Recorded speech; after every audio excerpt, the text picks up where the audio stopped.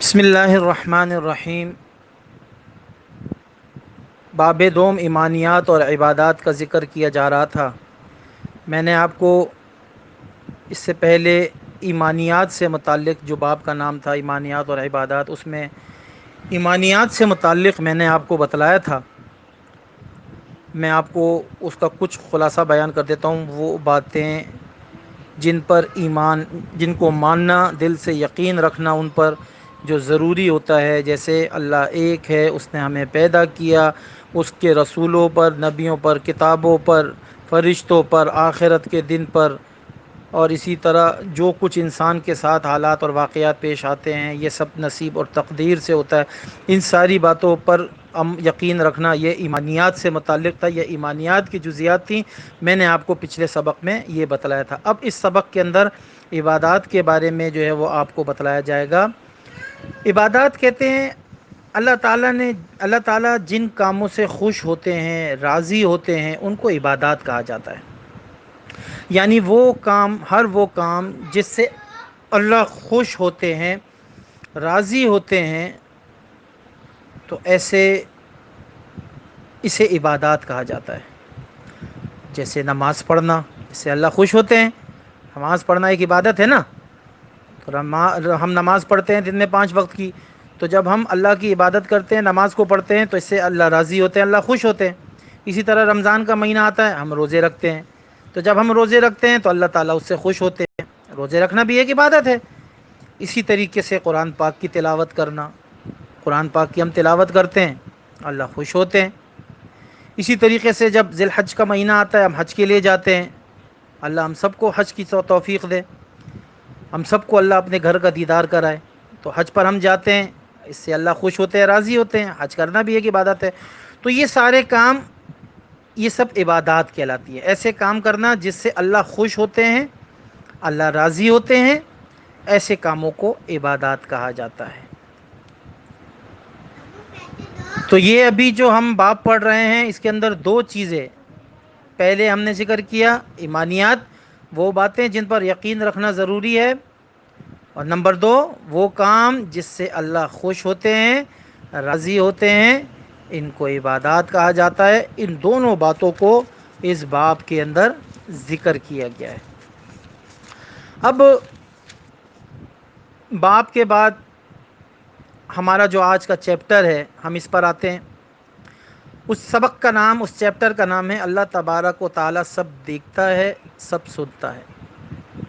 اس کا تعلق ہمارے باب کے پہلے حصے یعنی ایمانیات سے ہے۔ یعنی ایمانیات میں ہم نے کہا کہ اللہ نے ہمیں پیدا کیا ہے، اللہ سب دیکھ رہا ہے، اللہ سب سن رہا ہے، اللہ بڑی طاقتوں والے ہیں، بڑی قدرتوں والے ہیں، اللہ ہر چیز کو جاننے والے ہیں۔ تو اللہ سب دیکھ رہا ہے، سب سن رہا ہے۔ اللہ تعالیٰ نے انسانوں کو بھی پیدا کیا، فرشتوں کو بھی پیدا کیا، جنات کو بھی پیدا کیا۔ ہر چیز کو بنانے والے اللہ تبارک و تعالیٰ ہیں۔ بڑی بڑی مخلوقات ہیں۔ کہتے 3 قسم کی مخلوقات ہیں جو سب سے بڑی ہیں۔ ایک تو ہم انسان ہیں، جیسے آپ بچے ہیں، آپ کے والدین، ہمارے والدین، اسی طرح ہم ٹیچرز ہیں، ان سب کو کیا کہا جاتا ہے؟ انسان کہا جاتا ہے۔ اور دوسرے نمبر پر فرشتے ہیں جو آسمانوں پر ہوتے ہیں، اللہ کی عبادت یعنی اس کے احکامات ادا کرنے میں مصروف ہوتے ہیں، اللہ کی تعریف کر رہے ہوتے ہیں۔ یہ بھی اللہ کی مخلوق ہے جن کو فرشتے کہتے ہیں۔ یہ سب آسمانوں پر ہیں، صرف نیکیاں کرتے ہیں، برائی کا کوئی بھی کام کبھی نہیں کرتے، کبھی اللہ کا حکم نہیں توڑتے، کوئی غلط کام نہیں کرتے۔ ایسی مخلوق کو کیا کہا جاتا ہے؟ فرشتے کہا جاتا ہے، جن کو اللہ تعالیٰ نے پیدا کیا۔ اور جو تیسری قسم ہے وہ جنات ہیں۔ جنات وہ ہیں جو ہمیں دکھائی نہیں دیتے، ہمیں تو فرشتے بھی دکھائی نہیں دیتے اور جنات کو بھی ہم دیکھ نہیں سکتے، لیکن اللہ نے ان کو بھی پیدا کیا اور یہ بھی اللہ کی مخلوق ہیں۔ قرآن پاک کے اندر ایک پوری سورت ہے اس کے نام سے، جس میں اللہ نے ان کا ذکر کیا ہے کہ وہ جنات انسانوں کو وسوسے ڈالتے ہیں اور بسا اوقات پریشان بھی کرتے ہیں۔ ایک پوری مخلوق ہے جن کو جنات کہا جاتا ہے۔ فرشتوں کو اللہ نے نور سے پیدا کیا اور انسان کو مٹی سے، اور جنات کو اللہ نے آگ سے پیدا کیا۔ جنات ہر انسان کے ذہنوں میں مختلف وسوسے اور خیالات پیدا کرتے ہیں۔ ہم بیٹھے ہوتے ہیں سوچ رہے ہوتے ہیں کہ ہمیں کیا کرنا چاہیے، یہ کرنا چاہیے، وہ کرنا چاہیے، کبھی کچھ سوچ آتی ہے، کبھی کچھ سوچ آتی ہے، تو یہ سب کون ڈالتا ہے ہمارے وسوسے جو آتے ہیں، برے خیالات، یہ سب یہ شیطان جو جنات اسی کی اقسام میں سے ایک ہے۔ تو یاد رکھو بیٹا، اب ہم ان سے بچیں کیسے؟ اب ہم شیطان سے کیسے بچیں؟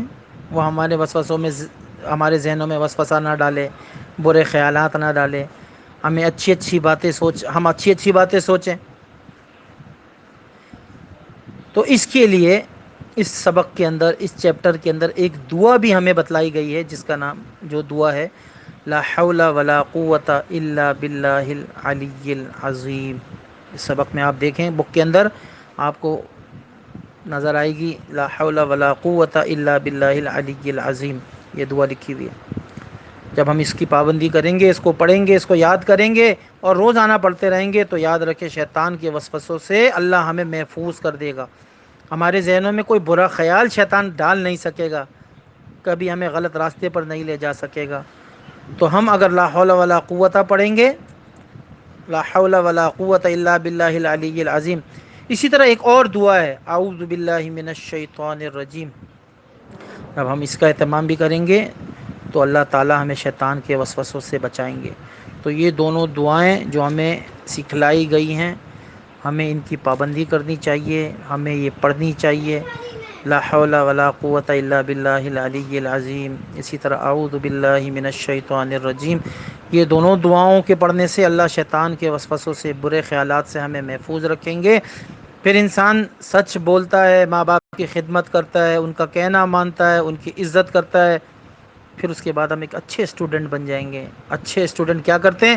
وہ نماز کی پابندی کرتے ہیں، لا حول ولا قوت الا باللہ العلی العظیم کی پابندی سے پڑھتے ہیں، اعوذ باللہ من الشیطان الرجیم پابندی سے پڑھتے ہیں۔ اگر اللہ تعالیٰ اس طرح انسان پڑھے گا تو اللہ تعالیٰ ان کو جنات اور شیطان کے وسوسوں سے محفوظ رکھے گا، یہ برے خیالات اور وسوسے پھر ان کے ذہن میں نہیں آئیں گے۔ تو یہ جو ہمارا پہلا سبق چیپٹر ہے، اس میں ہمیں یہی باتیں بتلائی گئی ہیں کہ ہمیں اللہ نے پیدا کیا ہے، ہم اللہ کو اپنا رب مانتے ہیں، وہ ہمارا خالق یعنی پیدا کرنے والا ہے، رازق ہے یعنی رزق دیتا ہے، اور وہی اللہ ہمیں ہر برے کاموں سے بچاتا ہے۔ تو بچوں، آپ کو یہ ایمانیات اور عبادات کا فرق بھی آنا چاہیے، اور شیطان سے بچنے کی دعا بھی یاد ہونی چاہیے۔ السلام علیکم ورحمۃ اللہ۔